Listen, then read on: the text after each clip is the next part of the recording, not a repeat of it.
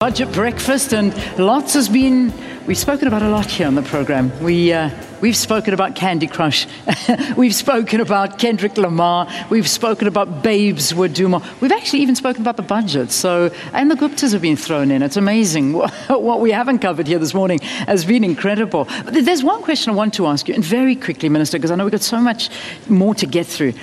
There's a lot of critics out there. You know that. I mean, that's what your job is. You're a public servant. You're going to get critics. That's saying, it's sort of you've changed guard now. Like you were a Zuma man.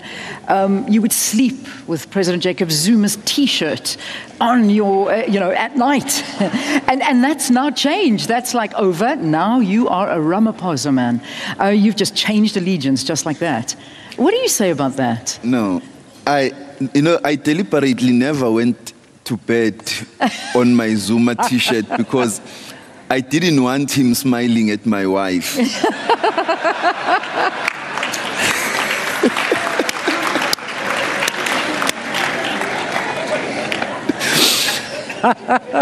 But it's a funny thing. I don't know how many people still remember that I used to be called a Thabo Mbeki blue-eyed boy. And I also used to be called a Mandela boy. I am loyal to the president of the ANC.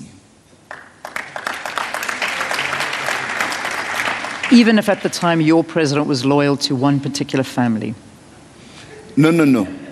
I'm loyal to the president of the ANC as the head and the face of the party. Because my loyalty and allegiance is to the African National Congress and the people of South Africa. Yeah. Okay. I think people want to hear also about the budget, but I think those were necessary questions, so we need to move on there. Now, what is quite nice is that we're actually streaming live on 2 community radio stations, and if you are listening, let's give you a shout out. Voice 91.3 or 91.3, that's Voice of the Cape, and Zibonela FM 98.2. Great to have the listeners on board as well. We've got 2 of your reporters or presenters that are here with us, and they've actually got some questions that they want to pose you. These were from the listeners, so let's go over to them. I'm not sure where they are in the room. Perhaps they can just lift up their hands. Where are you? Oh, anyway, there you are. Okay, there they are at the back of the room. Good morning to you, and just tell us where you're from, and of course, the question that you'd like to ask the Minister from your listeners. All right, thank you. Good morning, everyone. Thank you, Leanne, and good morning, Minister. Abantu abadala. My name is Zweli from Zibonela FM. I am Minister. Abantu abadala bayajiva phezu komphethe. Oh yes. Yeah. All right. The questions we have is that one of the questions is that apparently one of our listeners phoned in saying there is low wages with the health sector. Health workers are earning peanuts, as they describe it. Is there anything that can be done as far as that is concerned, as we've seen that you have allocated some money to the health department? The second question is a concern that has to do with, the person is asking, where can one go for cooperatives in agriculture to get assistance if you're an average person? The third and last question relates to why is there little or no monitoring or supervision that takes place of service delivery projects that are left sometimes unfinished or undelivered to the communities, especially in the rural areas, making an example of what is happening in the Eastern Cape in Watu and Malahleni. All right, let's get the question from the other radio station as well, The Voice, and then we'll hand it over to the Minister to answer them all. Good morning. Good morning, Minister. Good morning, everyone, fellow South Africans. We're from Voice of the Cape, representing the heart of Cape Town, our community there. So on behalf of 3 of our listeners, I hope I have the opportunity to ask these 3. Minister, you avoided speaking about teachers' salary. Our professionals are leaving the country and becoming economic refugees. Is it possible to shed more light on that? Also, another listener very concerned about this. What is government doing to help start up businesses that is preschools, early childhood education. These businesses are started by women. So this listener would like to know how government intends on boosting this sector, which fulfills a very important function in our communities, especially along the Cape Flats. And one final one. What is going to happen about the training of new nurses and all those training colleges which have closed down? The service for the old people at day hospitals. The problem is, and this is a listener who's a nurse, in her years of training, she's never nursed any one of the ministers or any of your family members in government hospitals. Thank you so much. Wow, there you go. I like those. I don't know if you like them. I thought they were great. Let's start. Yeah. Thank you very much. You know, the wage bill in government remains a challenge. I wish I could say there are low salaries for health workers and teachers. I wish I could say we're going to increase them. But unfortunately, the negotiations, the public sector wage negotiations are in process. And at Treasury, as Treasury and as government, as I said yesterday, we would like a fiscally sustainable wage settlement.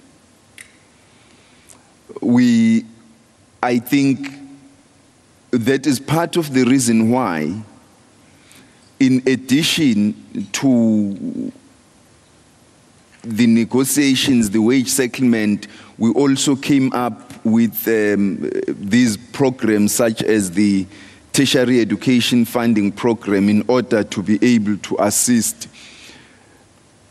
public servants, especially those who fall into the missing middle, to be able to also send their children to universities. So it's not an easy thing for us to resolve because our level of growth is low, and we need to, as I keep repeating, to balance between different needs, between today's needs and future needs, and ensure that the limited budget that we have is able to address everything else. You can raise the salaries of health workers and the teachers, and then somebody will say, oh, but you're taking money away from housing. You provide money to housing, then somebody says, but you are not giving any money for agriculture to support upcoming black farmers. So we will continue trying to improving South Africa day by day, and that includes how we address the issues of wages for health workers, for teachers. We are aware that some teachers are emigrating to other countries, and some health professionals, including nurses, dentists, doctors, are going to Australia, to the UK, to the US to work there and offer their services there. But they do come back. They come back better equipped. They come back with better experiences. They add value to South Africa. And so we need to continue training as much health professionals and teachers as possible to be able to cater for our needs. We did in 2009 decide to reopen the nursing and teachers colleges so that we can train more teachers and nurses, give them more practical experience, and be able to provide those services to our clinics and health facilities in the country and to our schools. Obviously, with government deciding to build more schools, we also couple that with a decision to increase the numbers of teachers that we have. And we appreciate the fact that we cannot be able to fulfill all people's expectations, but that notwithstanding, we still do try to meet their other needs through other programs that we announce in the budget. The Department of Planning, Monitoring and Evaluation is paying attention, and I know a lot of premiers have also established similar divisions in their departments to pay attention to services that are not delivered and projects that are not completed. So whenever there are such, I think it's better for people to report them so that the premiers can attend to those, and we ensure the service providers and contractors are held liable for the projects which they did not complete. The cooperatives and startups, yesterday I announced two funds. Yeah. One, a 1.5 billion rand fund, which has been established by the CEO's initiative as big businesses' contribution to small business development. But I announced a 2.1 billion rand fund that is being established between Treasury, the Department of Small Business and Cooperatives Development, led by Minister Zulu, and the Department of Science and Technology, led by Minister Pando, that also aims at assisting small businesses, cooperatives, and startups. Yeah. We are going to pay great attention to this, and Minister Zulu is working closely with us, and what the President said about meeting the CEOs, the chairs, and the CFOs of state-owned companies and establishing the State-Owned Companies Coordinating Council is aimed, and he said he wants to discuss with them their commercial and their developmental mandates. In terms of their developmental mandates, he would want to look at what they are doing to buy local, to support our localization campaign, to support the development of competitive the development of the local suppliers through the competitive supplier development program, and he would want them to focus on their enterprise hubs. Transnet, Eskom, and a number of other state-owned companies have enterprise hubs. They not only provide funding for small businesses and startups, but they need to go further to make themselves accessible to entrepreneurs all over the country in the townships. When yesterday I spoke at length about the Bridge City project in Durban, eThekwini, and how it has succeeded to harness government and private sector capital to provide public and economic infrastructure and open up opportunities, invest into an 850 million rand shopping center in KwaMashu. I was talking precisely to what we need to develop our townships and our rural areas. And all of these programs are beginning to come together.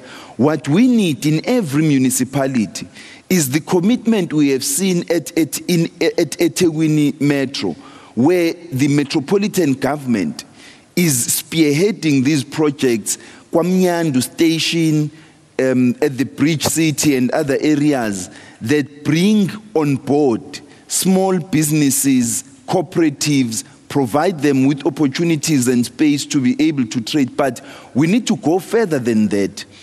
Through the CEO's initiative, we are going to discuss, particularly with your big retail chains, how they can open up some of their shelves in their retail shops for small suppliers, for small producers to be able to have their products sold at your big retail chains. That will assist small businesses and provide them with a platform to do business. Minister, I'm going to pause you there, if you don't mind. We're just going to take a very quick break. I know we've still got particularly the question about government hospitals and ministers using that. I also want to that was another one. I remember that one. Don't think I've forgotten about that one.